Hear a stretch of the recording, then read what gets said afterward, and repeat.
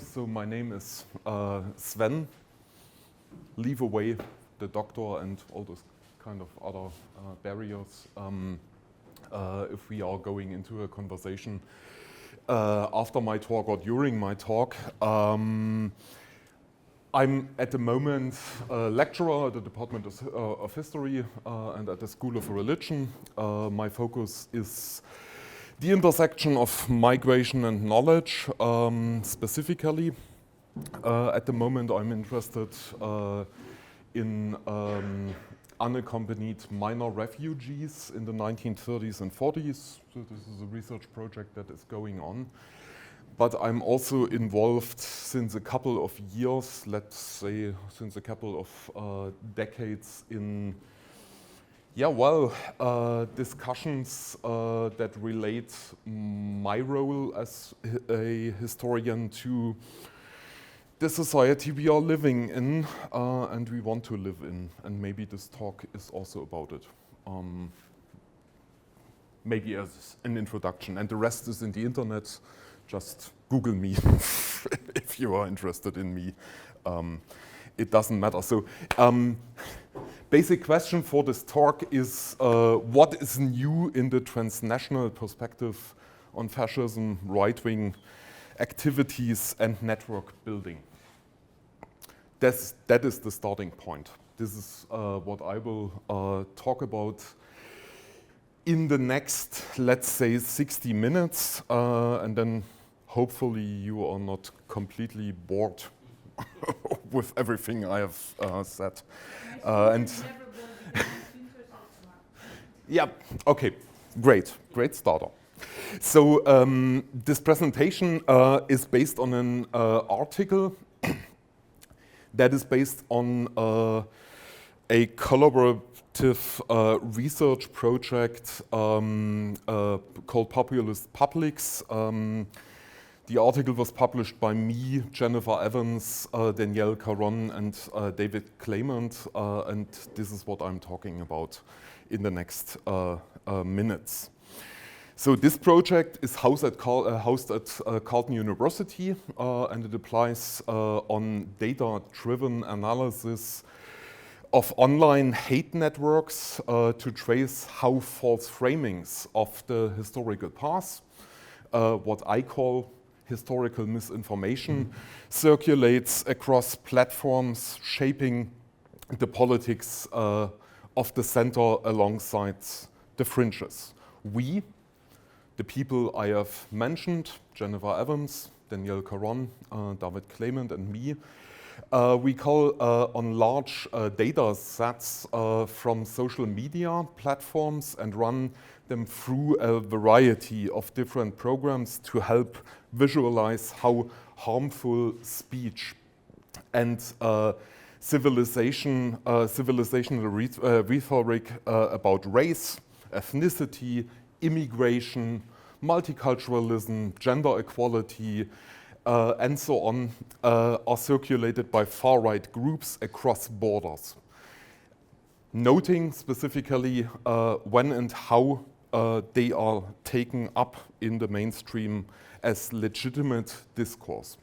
Our interest is in how the distortion of the historical record is used to build alternative collective memories of the past so as to undermine minority rights and cultures in the present. And I began again with a basic question: to what extent is this actually new? As much as the atomized publics of our current day create ideal conditions for radical ideas to fester and circulate, it was obvious to us that we need to look for linkages across time, drawing on interdisciplinary methods from the fields of history, the historian is talking to you, media and communication and data science to identify the tactics, strategies and repertoires among such groups and individuals. By analyzing German-Canadian relations, and this is what we are talking about today, In particular, what follows is a first attempt to piece together some of these connections with a focus on far-right hate groups, homegrown or imported, whatever that means, we will talk about it, in the settler colonial project that is today's Canada. Why is it important, and especially from a transnational perspective? On December 7th, 2022, German police raided more than 130 homes and made 25 arrests across 11 German states in connection with an alleged coup plot by adherents of the so-called citizens of the Reich, the Reichsbürger movement. This was one of the largest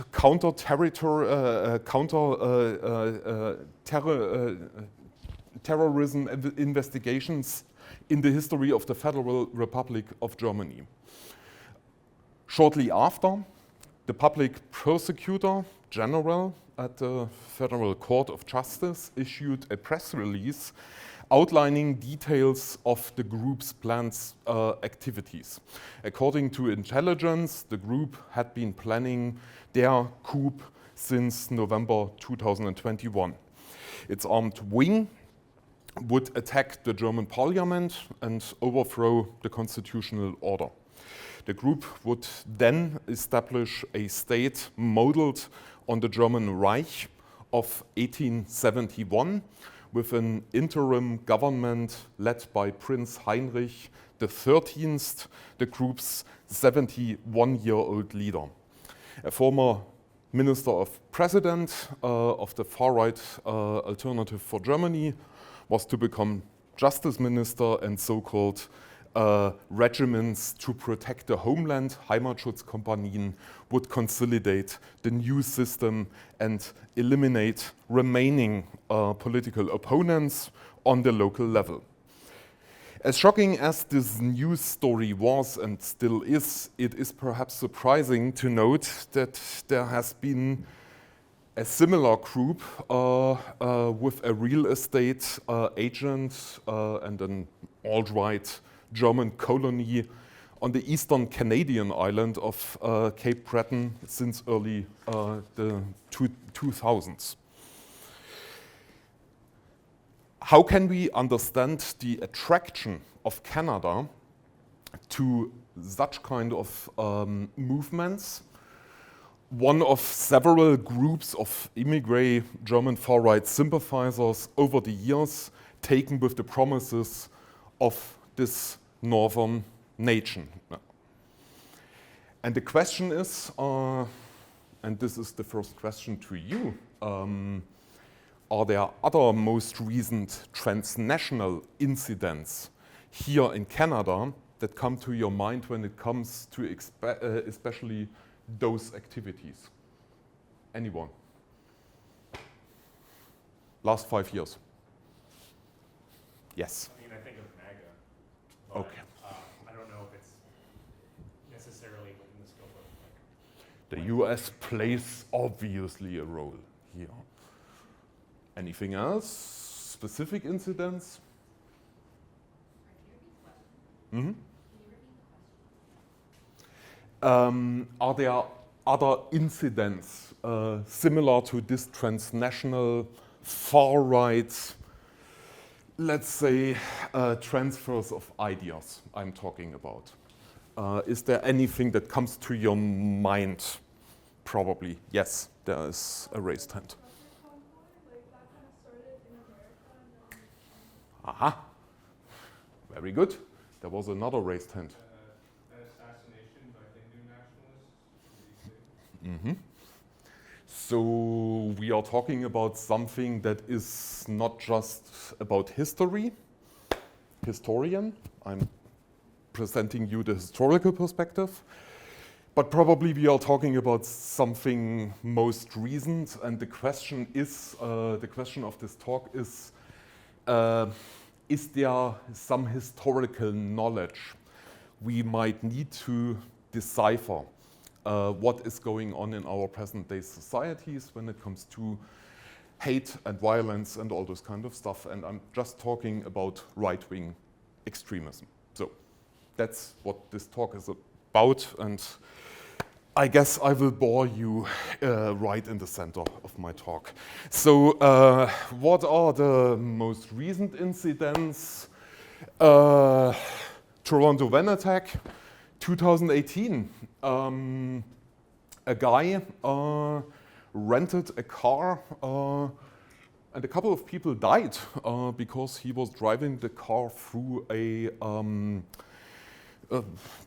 the city center of Toronto and a driveway and so on. This person is directly linked to Christchurch, to Utoya. So he was reading the so-called manifestos, so transnational. And in this case, this is an incel. There we are talking about another group, but this is obviously a very interesting group. So hating women, and this is kind of the radicalization process. The other person we have already mentioned is this guy, Gavin McInnes. Immigrated as a child with his parents to Canada. Why is he interesting? Holding a Carleton degree and is the founder of the Proud Boys, transnational. Going back to the US, founding one of a very important transnational hate groups that is still there. Last example, you might heard of this one, very interesting, last December, when two people were arrested in Toronto as members of a extreme far-right and armed group called the Atomwaffendivision. Very complicated people, and those complicated people, to be open here, have been a reason why we thought about hiding our names behind pseudonyms when we published our paper last year, because we didn't want to be exposed to those kind of guys that are very dangerous. This is what I'm talking about. What I'm talking about, while I are tempted to think of such groups as, let's say, transplanted fascists and conspiracy thinkers, radicalized by, for example, incidents like COVID, and some of them are, we are better served by considering them against the backdrop of a much longer history of transnational and transatlantic hate networks that gave succor to something I might call liberal drift, which Helena Rosenblatt argues points to the tensions and inequalities within liberalism that can produce manifestations like these in established democracies. And this is the first part of the talk. I will talk about our idea or our interpretation of something we call illiberal memory. Okay, it's there. As we see here, there is a great compatibility between the settler colonial project and the liberalism of the far right. Recognizing some of these shared values nudges us to think more deeply about the relationship of liberal democracy to white supremacy, populism, and fascism. Although it had surfaced as an idea in the 19th century, explaining Caesarism in the French case and the slide towards 20th century totalitarianism in Germany, there is a tendency to view liberalism as a post-1945 post-Second World War concept and phenomena bound to authoritarian governments on the right. Of course, the term was in wide use by early generations of German historians who saw the 19th century as marked by examples of liberalism in a liberal society. In the introduction of his essay on political culture of modern Germany, Fritz Stern hoped that the German case might serve as an, and I quote him, an object lesson in the failure of illiberalism. Decades later, the fall of communism brought the term back into use. In 1995, Daniel Bell, David Brown, and David Martin Jones edited an influential volume on the authoritarianism of Asian Pacific democracies as a challenge to the optimism of Francis Fukuyama's end of history dictum. And in a similar way, even Khrushchev took to the pages of Foreign Affairs in 2018 to explain how the crisis of democratization in the former Eastern Bloc led to populist and authoritarian rule, for example, in Poland and in Hungary. Increasingly, political scientists and political philosophers like Marlene L'Oreal have started to see illiberalism as marking the space in the middle of what she called a continuum of from democracy to non-democracy, describing a move from the former to the latter.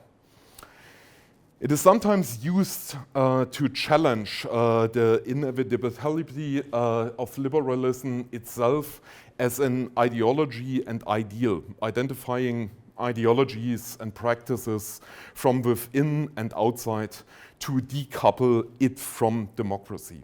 Historians such as Tyler Stovall have gone in another direction, still drawing out liberalism's internal contradictions and citing the exclusivity of definitions like freedom and liberty as always already radicalized and white. Meanwhile, scholars of contemporary Canada have long noted the anti-democratic tensions within what historian Ian McKay has called the liberal order framework. In a much cited article from 2000, McKay points to the clumsy relationship of liberalism to democracy among the fathers of the Confederation to say nothing of the denial of rights to specific classes, races, and groups by policies that undercut individual and collective self-determination. In the intervening years since McKay's landmark piece, this argument has only grown stronger in tone in reckoning with the realities of Canadian history, whatever this is. University of British Columbian historian Henry Yu argues that, I quote him, the valorization and expansion of democracy in this country was extendably from the dynamic changes in the politics of white supremacy. Whether in the form of abstract universalism or the protection of property, the liberal project in Canada was in Yu's argumentation, I quote him again, predicated for most of the 19th and early 20th centuries on the inclusion of new members in the body politic while actively depriving resources and opportunities for and others.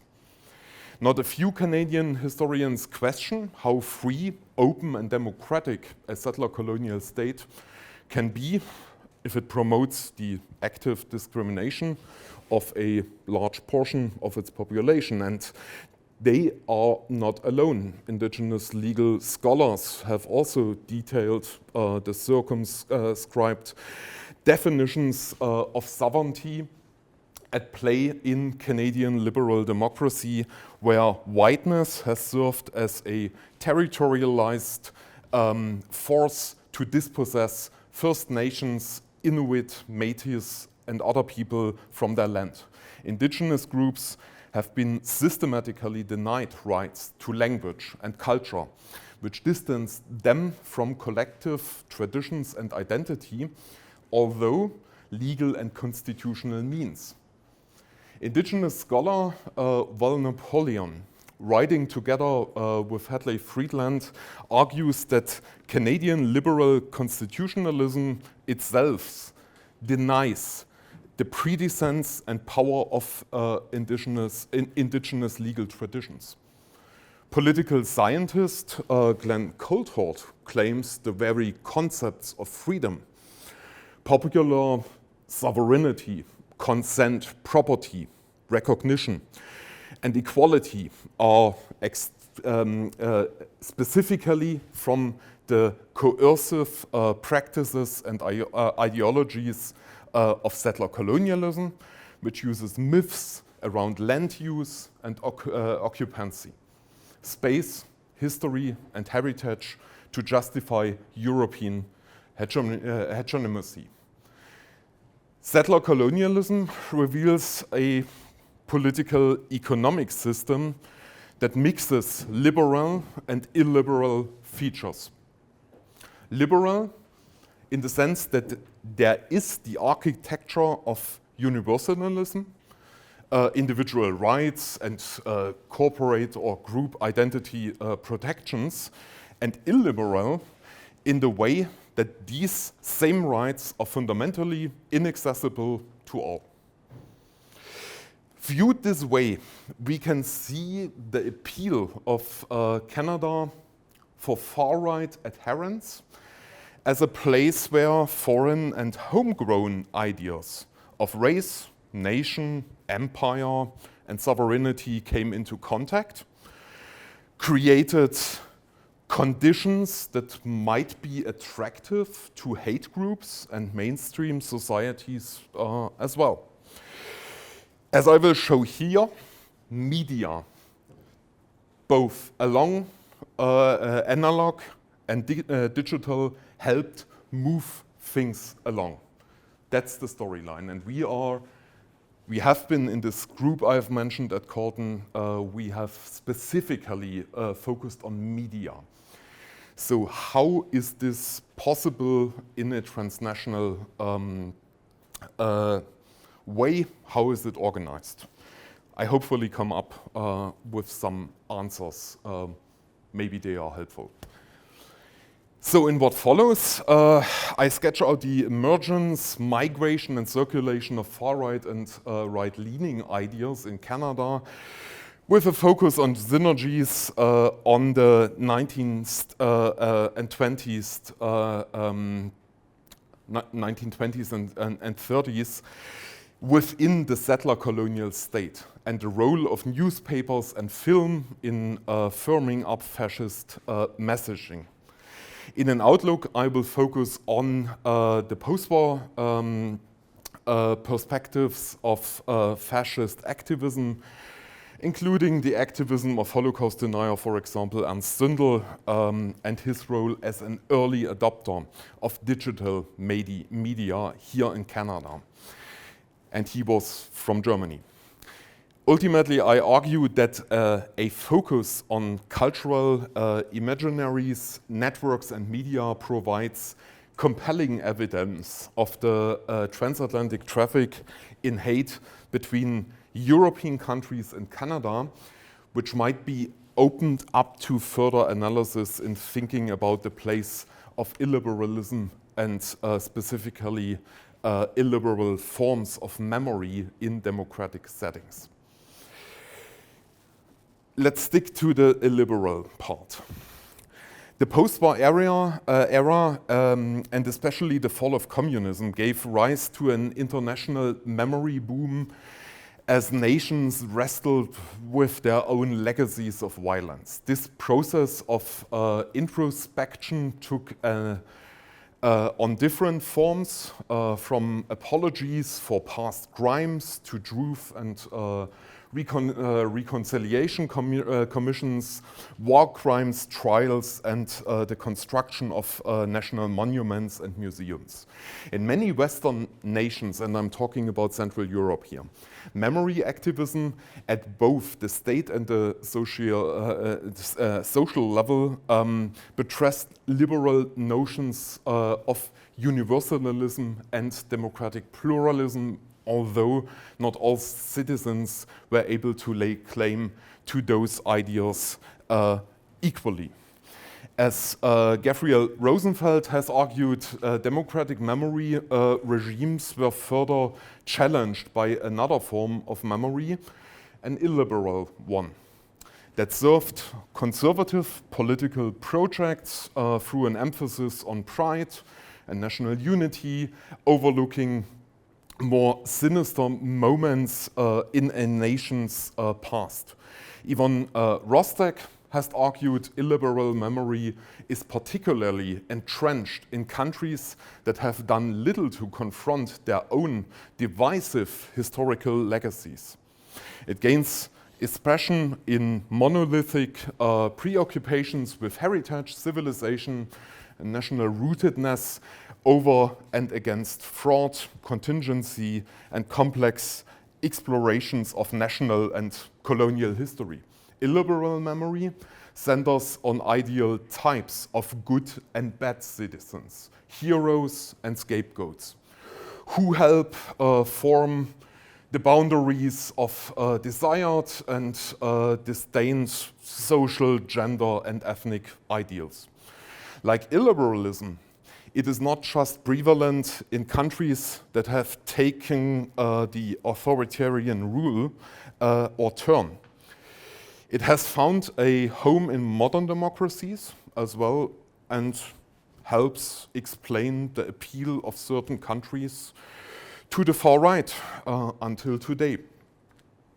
In early 20th century Canada, white supremacists such as Adrian Acant, for example, and I will talk about this very special person later on in this talk, helped till the ground for a new form of illiberal memory, drawing on principles from fascist Germany and Italy and mixing them with the homegrown anti-Semitism and anti-indigeneity that were persuasive in the settler colonial state.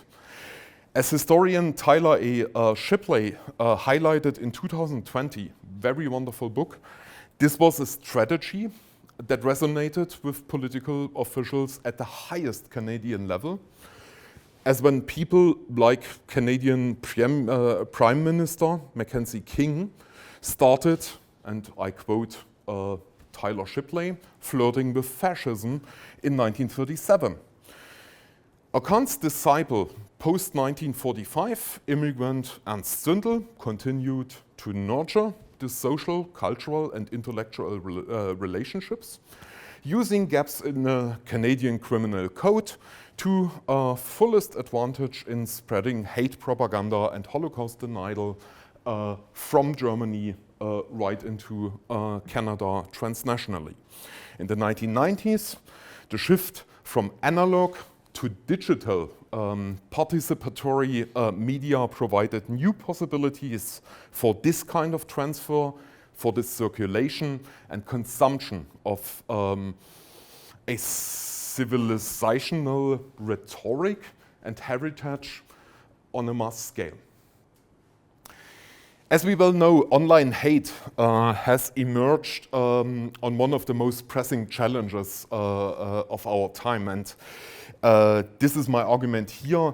We need to analyze this challenge as a transnational or even international phenomena without neglecting the historical context, and that's why I'm here, the boring history guy. I cannot forget that Holocaust denial held right of place in these liberal hate networks. From his Toronto-based publishing house, Ernst Zündel made use of demonstrations, street violence, pamphlets, books, lectures to broaden his base. Web 2.0 allowed populists and far-right adherents to build on this scaffolding and exploit these transatlantic pathways further.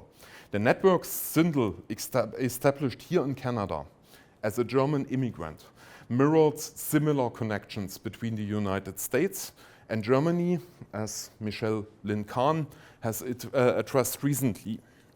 Indeed, this individual is an important node in illiberal memory transfer, using existing gaps in constitutional and legal frameworks to maximum advantage.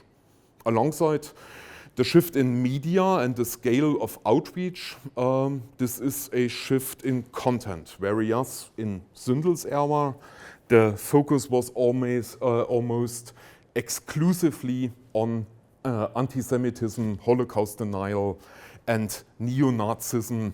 In the digital field, the spectrum of hate broadened, giving wideness to transatlantic online communities like the Wissensmanufaktur with its image-heavy Eurocentric digital footprint designed to attract adherents to Canada's Maritime coast. By focusing on a few examples from our growing corpus of digital data sets, I am able to see liberal memory in action in a contemporary setting, taking shape as digital memory scholar Andrew Hoskins argues in The Fly. Through a mix of conspiracy theories, Holocaust denial, and settler colonial myths around the bounty and exclusivity of the natural landscape. And now I'm coming to my home turf and the historical perspective. So, and the question of the center part of my talk is pretty much simple and coming with a question mark. Is this just imported from Germany? So fascism is coming from someplace else in Europe. Maybe Italy plays a role here, maybe also Great Britain. But what are we doing when we think about Canada, especially in the 1920s and 30s, about those ideologies? It's a little bit more complicated, I'm sorry about that. So the transatlantic exchange of ideas and ideologies between Central Europe, and I'm talking especially about Germany here, and Canada, had already started in the 19th century as migrants fled in the wake of the failed revolutions, for example, in 1848-49, not only in German-speaking lands in Central Europe, and again after the imposition of, for example, German anti-socialist laws in the 1980s. Such migrations remained suspicious. The fear of imported anarchists, for example, is only one example among many others. And even, and I'm not talking about, let's say, weird religious groups. This is a whole nother topic. And even the second and third generations were not immune from criticism as, for example, German Canadians had to prove their loyalty during both world wars. Of course, the interwar period presented a new situation still. Fascism and its German version of National Socialism, how it was called, emerged on the scene as a legitimate political alternative in North America, especially in the wake of the economic crisis after 1929. And fascism was supported by foreign Nazi organizations, including some members of the German legation here in Canada.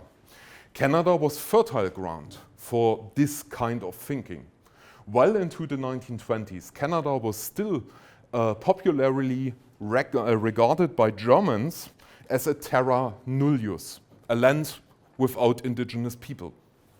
Although a British ally in World War I, it retained its allure as a white settler colonial landscape well suited to European adventurers. These fictions and contradictions animated the transnational history linking these two countries in particular. In times of crisis, illiberal ideas imaginating out of Europe held traction and appeal for far-right leaning immigrants. They mixed easily with homegrown racisms that held import of their own. When Hitler came to power in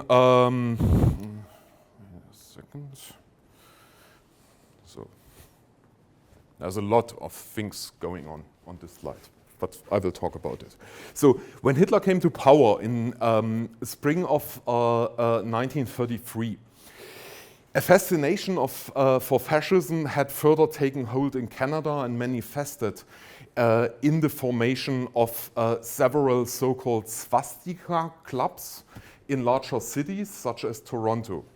Such groups played a major role in the Christie Pitts riots in August 1933, when a mob, and I quote a book here, paraded a huge white sheet with a swastika while attacking Jews in Toronto and shouting Heil Hitler.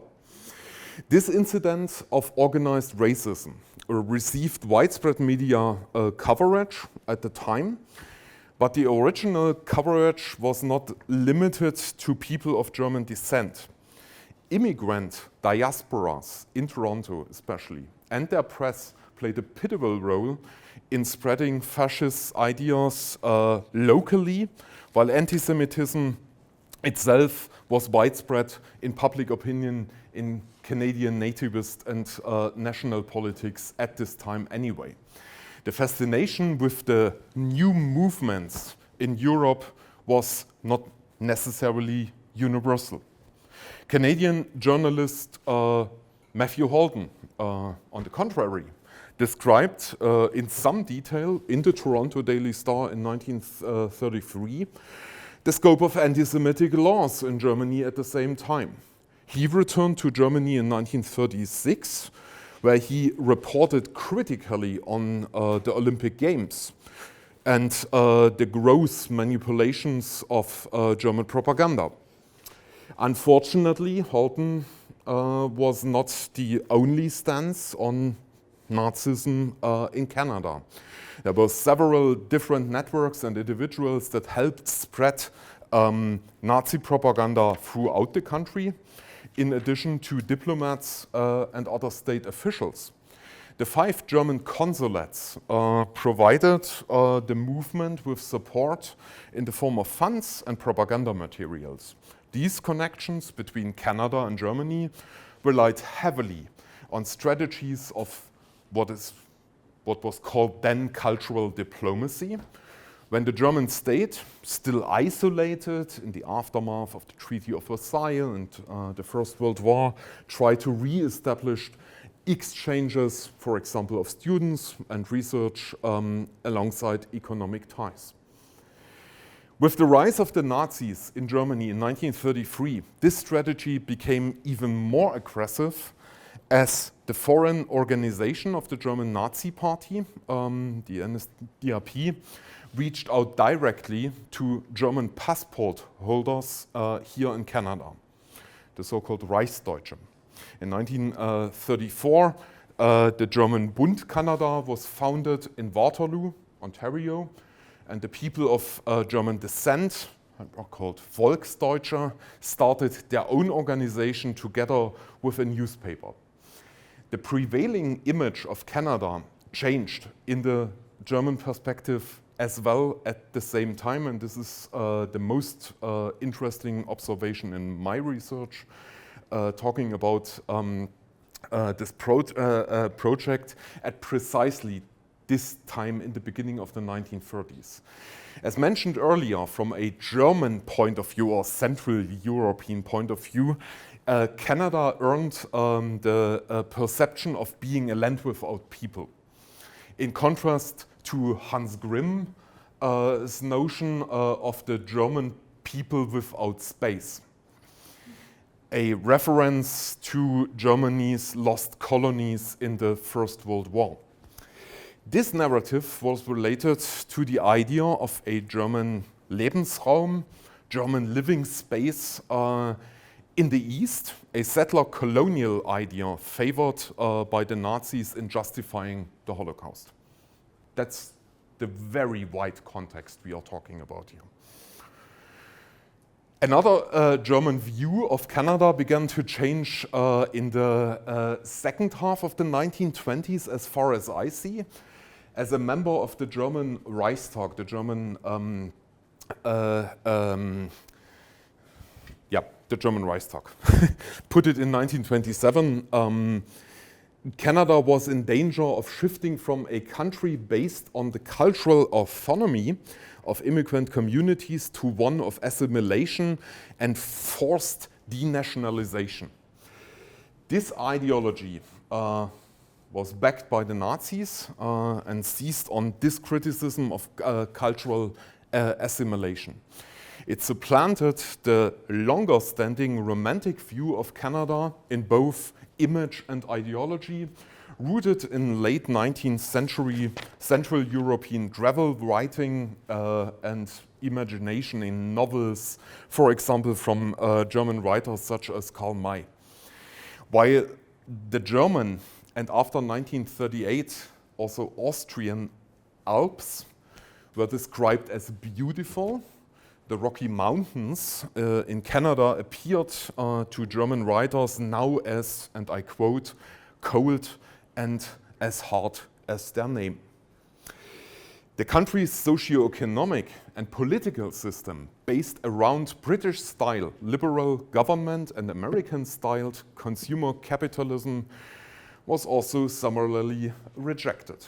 So this shift in perception impacted German immigration to Canada more generally, and was an argument for the so-called Heim ins Reich, return to the German homeland campaign, focused on many Germans here in Canada to return to Germany, and starting in 1939, joining the war effort.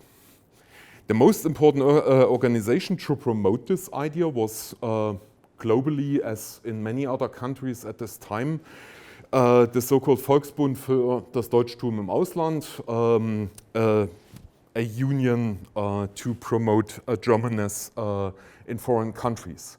So it provided publications and periodicals to local public libraries here in Canada, with the hope of reaching a German or German-rooted audience. Again, I'm talking a lot about media. This is what I'm interested in, and this is there. And there's a lot of it from a historical perspective, and maybe later on in our discussion we talk about why does it matter. So such activities were meant to destabilize Western societies from this, in this case, Nazi German point of view, still recognized as enemies from World War I and the Treaty of Versailles, and so on and so on. In some cases, this propaganda succeeded in spurring return migration indeed, but especially after 1939, these activities formed or fomented suspicion and led to the scrutinization of German-bound people in Canada, though not initially to mass internment. This, however, would soon change after war was declared, resulting also in the little-known policy of interning Jewish refugees, some of whom had fled Hitler's racial laws and arrived here in Canada. But there's another transnational aspect worth mentioning here, which Barbara Molas, she's in Toronto, great researcher, has pointed out most recently in a paper on the 1935 foundation of the so-called Classocracy League of Canada. Although a small organization, the Classocracy League unified Ukrainian ultra-conservative thought and Italian ideas of elitism with fascist corporatism. Now it's getting really complicated. Aligned by an illiberal vision of Canadian identity based around European and Christian supremacy, I would say. The main and mostly Montreal-based protagonists were transnationally linked to organizations such as the Francoist Friends of National Spain and the Christian National Social Party, also in Spain, while German Canadian and other diasporic groups were mobilizing along illiberal lines. French Canadian journalist Adrienne Acant, who's over there, on top in the center, started pushing in the same direction. In February 1934, Acant formed the Parti National Social Chrétien, the National Social Christian Party, later known as Canadian National Socialist Unity Party, and drew crowds of more than 100,000 people to his rallies, for example, in Montreal. The fierce anti-Semite had contact with the German Nazi Party via the United States already in 1942, so before Hitler took power. He corresponded with the leader of the British Union of Fascists, Oswald Mosley, had relations with Virginio Gaida, an Italian newspaper editor and the unofficial spokesperson of the Mussolini regime, and proudly finally declared himself the Canadian Führer. So an ardent Anglophile, despite his Francophone heritage, he advocated for a romanticized fascist Canadian state within a staunchly conservative British Empire thing. Acant organized an international exchange on fascist pamphlets. We are talking about media again and newspapers. One of his organs, Le Fasciste Canadien, promoted the publications of fascist groups from countries in Europe and beyond. Acant also gave space in his 1933 founded weekly newspaper Le Patriote to translate articles from German anti-Semitic journals such as Der Stürmer.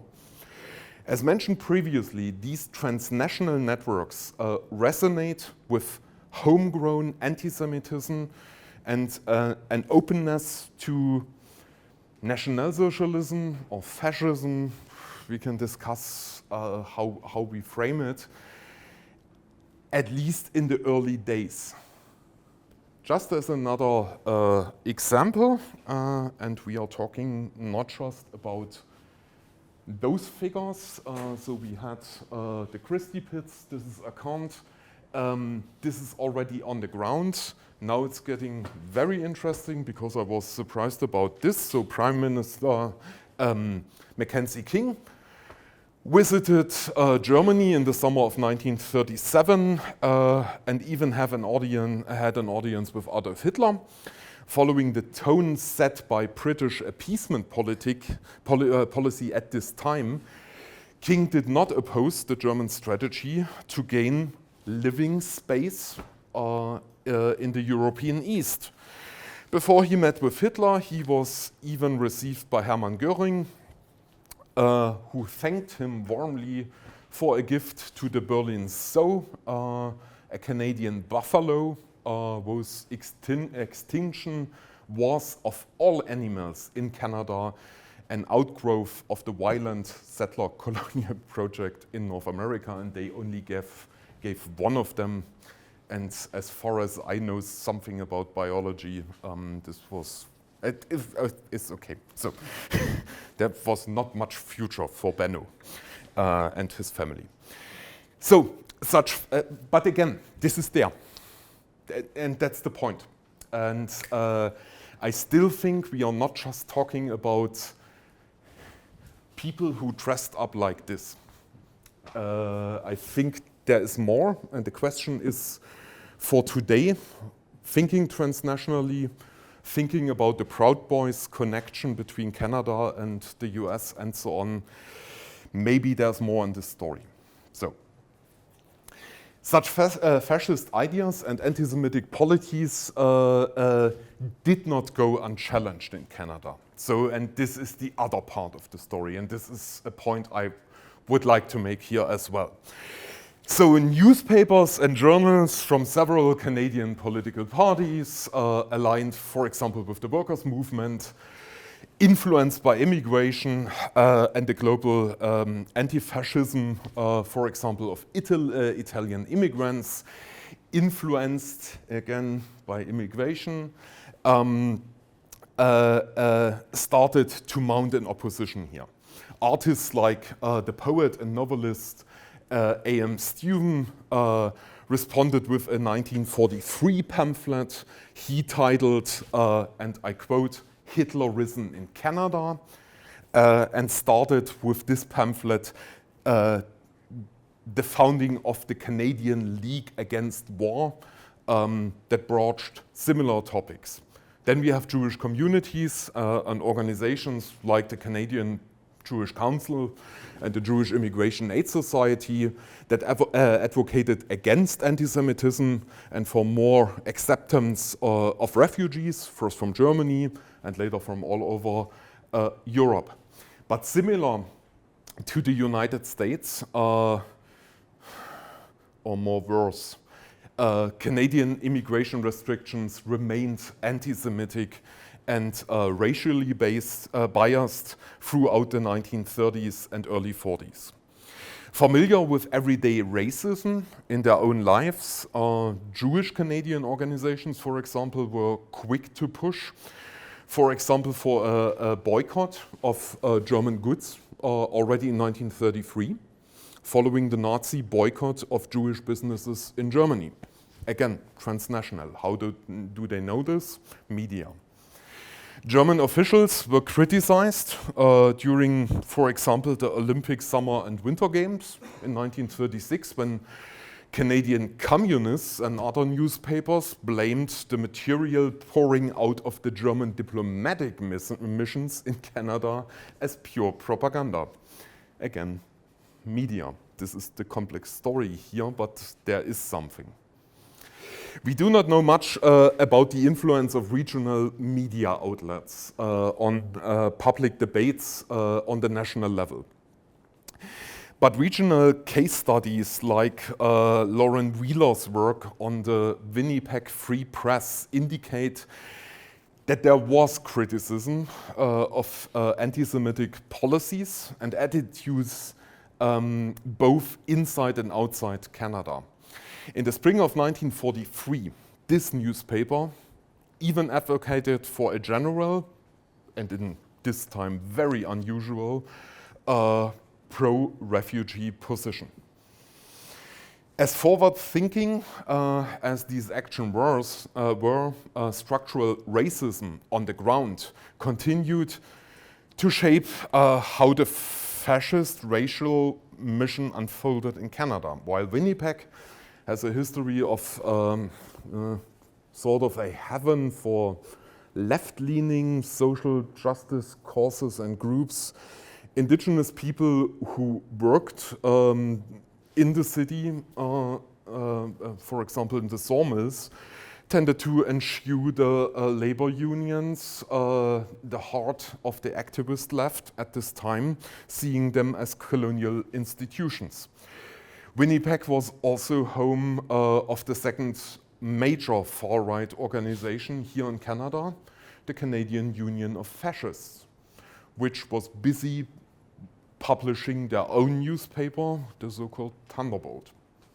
So anti-Semitism was a mobilizing force in Canada of both sides of the political spectre, and the public opinion changed more generally here over the course of the 1930s, especially with reports about violence, especially in Germany in 1938, November, the Kristallnacht pogroms, not just in Germany, also in Austria, which led to the termination, for example, of student exchanges at Canadian universities until the 1950s, as far as I know.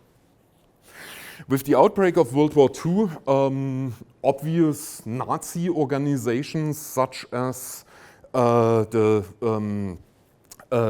Canadian Union of Fascists and so on disappeared more or less overnight. Canadian government declared, for example, Arkan's organization illegal in June 1940. While Canadians of German descent were not subject to internment, like more than 20,000 Japanese Canadians, a distinction based on a much older white and European settler colonial racism, they nevertheless remained at the center of the Canadian debate about a possible fifth column of Nazi supporters that might be hiding somewhere in the woods. And this theme was taken up even in feature films, such as the 49th Parallel, produced in Great Britain and here in Canada in 1941. I don't know, did everyone watch this movie? It was in the syllabus. So what's going on there? So what's the story here? Why do we have this movie from 1941 about the Germans? And before Mackenzie King was going over, sending the buffalo to the Berlin Zoo, everything was all right in 37, but in 41, the world changed. So what's the storyline here? Also in relation to settler colonialism, white supremacy. Is this still there in this movie? Has anyone watched it? This is a clear no. So it's for free on YouTube. I did so this is kind of my hobby. I'm talking about my research here. Movies are my hobby. This is one of the few, as a genre, which is called anti-Nazi movies, that has been produced in Great Britain in cooperation with Canada. At least this is the only movie I know. There are about 130 produced in Hollywood. A couple of others more focused on Central Europe produced in Great Britain. And there's a movie series coming up in the screening room. And one of the most famous you might all know is, for example, Casablanca. So just as an example. So this is not something random that was out there, that was in the cinemas. So what was going on here and in this movie when it comes to our perspective on fascism? And Jennifer asked me also to talk a little bit more about colonial history, settler colonial ideas, indigenous perspectives. So 49th Parallel is a British movie by Michael Powell and Lawrence Oliver. It is set during World War II and follows the journey of a group of German sailors stranded in Canada, in Nova Scotia. After their U-boat, their submarine is destroyed. As they traverse the Canadian landscape, there's also, it is, even though it's set, it's also a little bit weird and fits to my kind of humor. It's really weird. So they traverse the Canadian landscape and they encounter, let's say, various characters representing different aspects of Canadian society at this time. And the idea behind is this fifth column thing. So they are the enemies now in 1941. We are not talking about, well, this fascism, maybe we can talk about it. So this is long gone. In terms of settler colonialism, the movie indirectly portrays elements of Canada's colonial history. Settler colonialism refers to a form of colonialism where settlers come to a new territory with the intention of permanently settling there, displacing or subjugating the indigenous population. While 49's parallel doesn't explicitly focus on this aspect, it does highlight the clash or the conflict between European settlers and indigenous perspectives here in Canada, even in the 1940s, and that's why this movie is very interesting. So throughout the film, the German sailors encounter various Canadian people, including indigenous people as well, or how they are depicted in the movie, whole different story. So we are talking also about French and English and German Canadians, whatever this means. These encounters serve to highlight, to a certain extent from a British Canadian perspective, the diverse cultural landscape of Canada and the tensions that existed between different groups during this time period. In one notable scene, the German encounter a group of who are depicted here in a very inappropriate way as indigenous people, who initially helped them, but then turn against them when they realized their true identities and that they are fascists. So this interaction underscores the complex relationship between settlers and indigenous people in Canada, or how they are depicted at this time. And the most surprising or the most obvious thing when you watch this movie is that the indigenous people are silent. There are only the white people talking in this movie.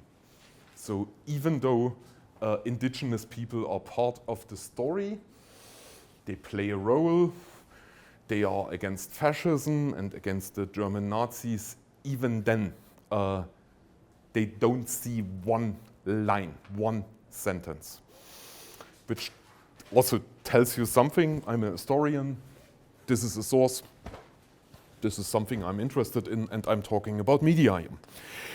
So while 49th Parallel preliminary focuses on the experience of the German sailors and their interactions with Canadian settlers from different backgrounds, it indirectly touches on themes related to settler colonialism and the ongoing impact of European colonization on indigenous peoples in Canada. That's another reason why working on this project was really an eye-opener for me, because I really started thinking very differently about sources, and again, in this case, about silence. Let's wrap this up. Jennifer is. You all want to go home. Yeah, no. You all want to go home. So okay. Again, this clown. So yeah, I'm sorry. What is this? I mean, I'm dressed normally. So it was to a certain extent the German propaganda and this idea of return to the homeland, the Heim ins Reich campaign, that triggered the suspicions and questioned loyalties that were pictured in this movie I introduced to you. So this is the bottom line. Such proof of loyalty became more and more important after Canada, of course, entered World War II already in September 1939, straight away, part of the British Empire at this time. Already in 1940, Canadian authorities interned political activists, such as communists and union functionaries, but among them was also Adrian Acant, who had been interned with about 850 Canadian fascists. The post-war era with Canadian soldiers returning from the front was shaped by the re-establishment of contacts between Canada and, let's say, Germany, Austria, so those central European countries, of course, Italy. This included new labor migrations made up for displaced persons and people in transit because of the war and everything that was going on then. They were also accompanied, on the other hand, by collaborators and war criminals. You might remember the scandal in the Canadian Parliament last fall. Yes, I have an opinion about this. Let's start with I was surprised. So the relationship between people involved in Holocaust-related crimes and post-war immigration to Canada and how this has shaped the politics of memory is obviously still an ongoing debate. So this is what we have seen last fall in the news media.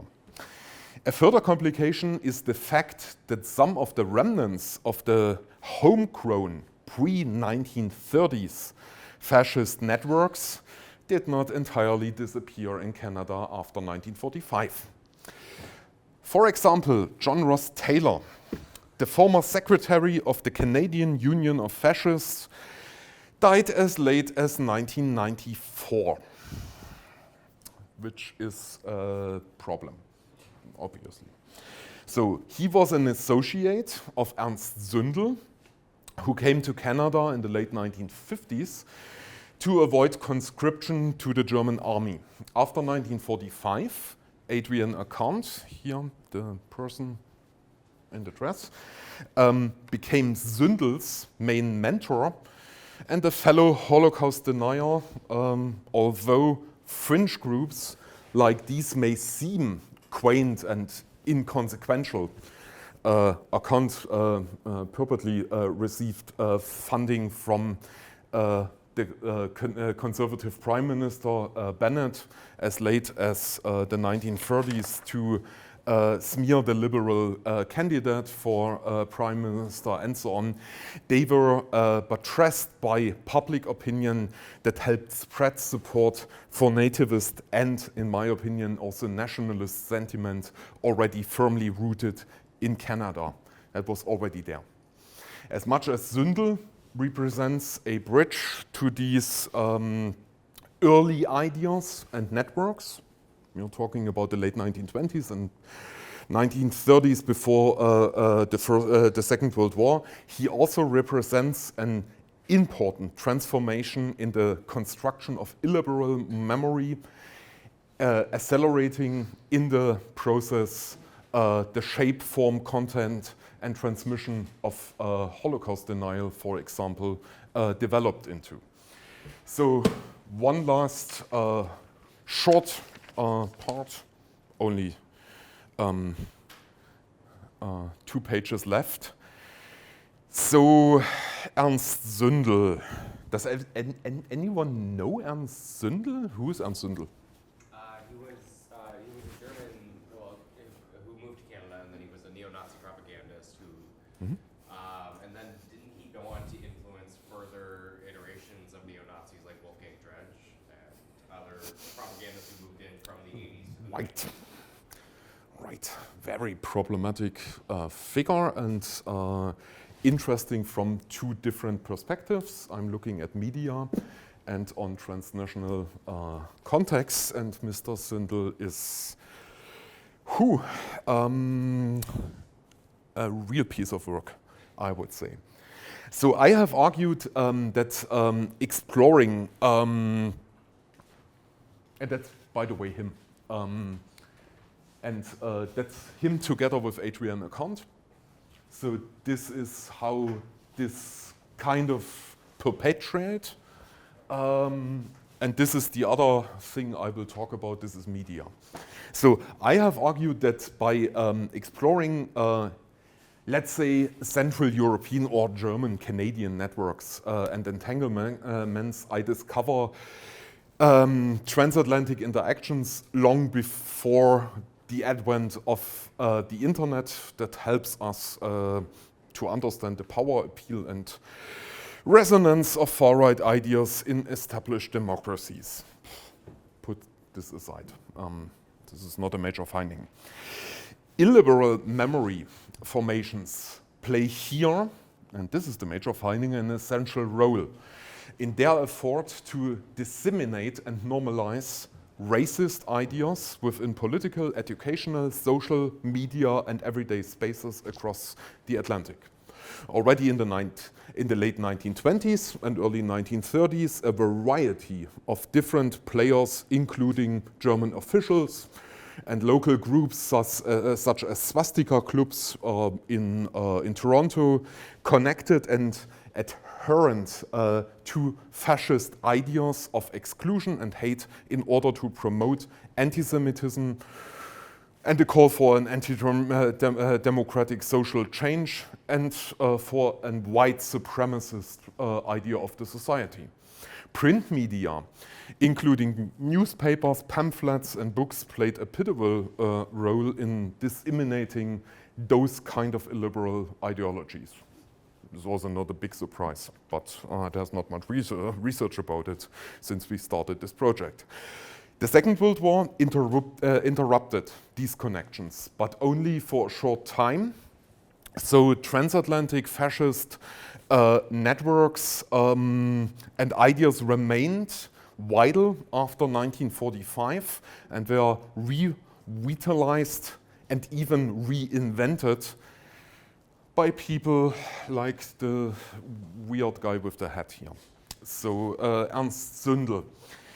What is going on? So he is emigrating to Canada. He is integrated into those right-wing fascist networks that are already on the ground. And what Zündel does, he starts a publishing house in Toronto, very successful, but in the beginning of the 90s, he's moving into the internet. This is the Zündel site.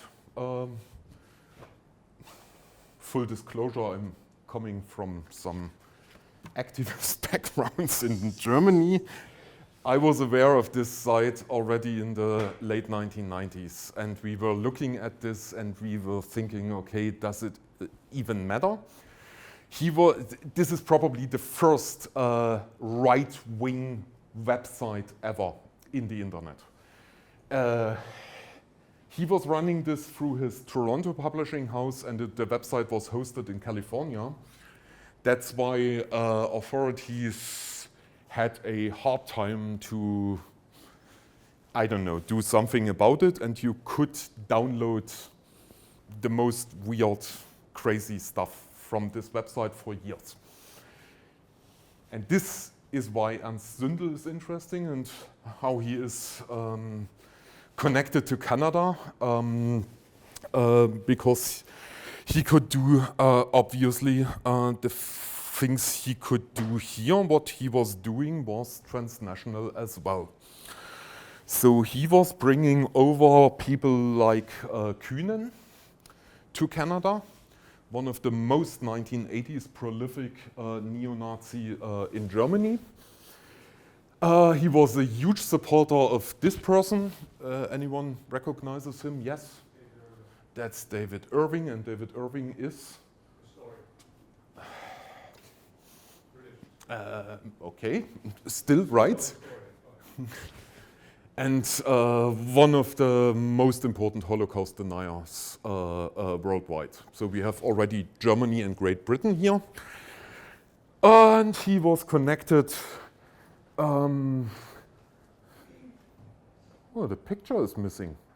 You miss Gerhard Lauk, the Führer of Nebraska, who was organizing the hate buses in relation to the social rights movement in the US, and this is Frank Collin. So this is the US, still transnational. So, and this is what Zündel did.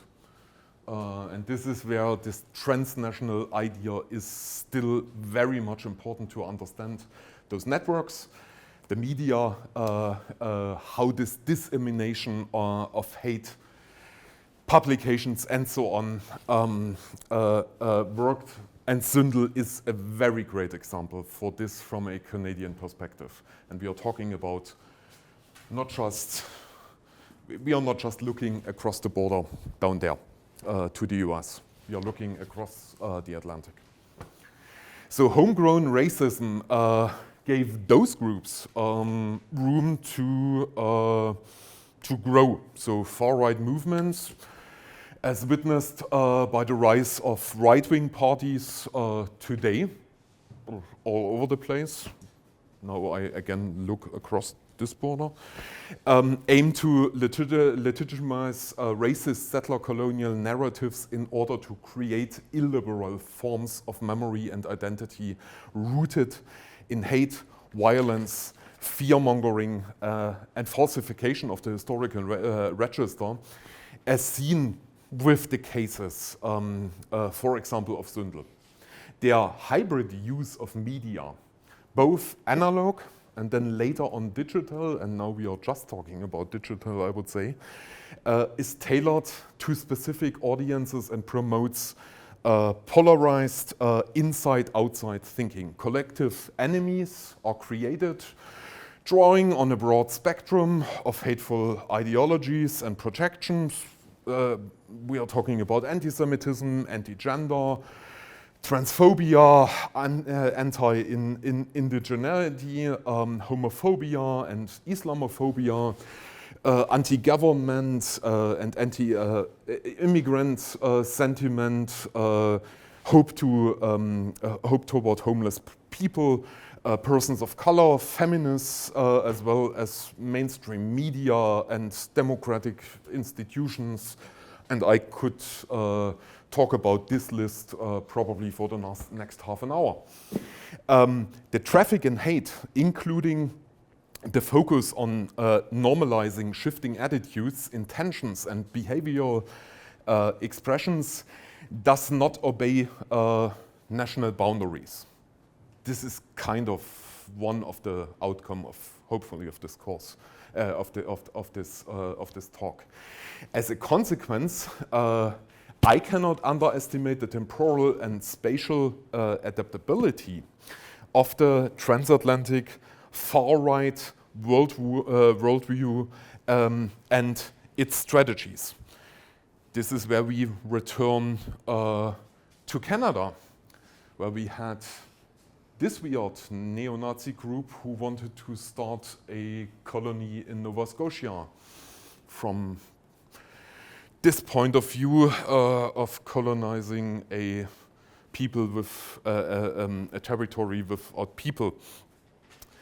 Current example, like this Cape Breton-based German far-right communities draw on specific nationally or regionally perpetuated narratives coming from the 18th or at least from the 19th century, such as Canada as untouched land, this Karl May-esque North American romanticism, and histories of National Socialist colonialism and Lebensraum, living space in the East, while also speaking to ideas that resonate with the broader Canadian far-right movement, which constructs Canada as a white colonial space.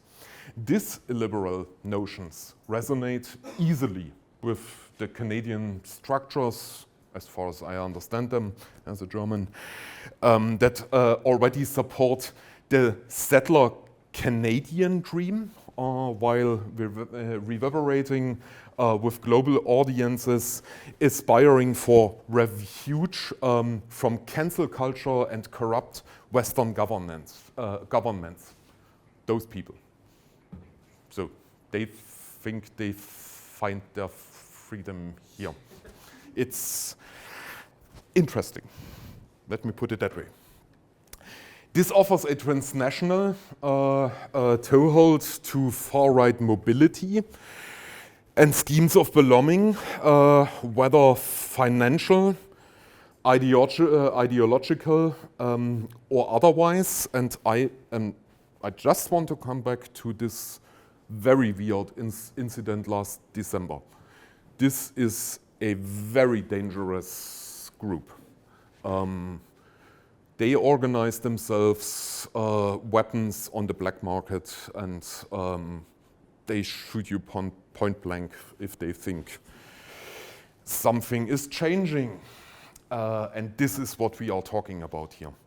So, and this is a transnational group. And this is rooted in history. And this is maybe why historical knowledge, this is the hope of my talk. Maybe I could convince you. This is where I think historical knowledge matters a lot to understand what is going on when it comes to language, and so on, and why people are talking to each other in the way they are doing this. Although many of these ideas are rooted in similarly misleading historical narratives that perpetuate white supremacy and hate. They are not imposed from outside the social contract of liberal democracy. That's the other point of this talk. They reside within it.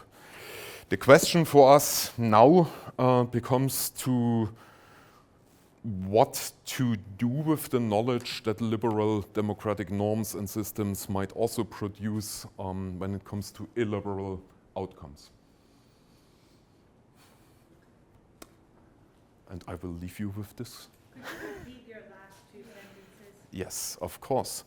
So the question for us now becomes, in my opinion, to what to do with the knowledge I try to present here, that liberal democratic norms and systems might also produce illiberal outcomes. Because this is what I see in this kind of history. This is the 1920s Canada, democratic system, still fascists, were allowed there. I don't have an answer to this. So thanks for the attention, and this was way too long.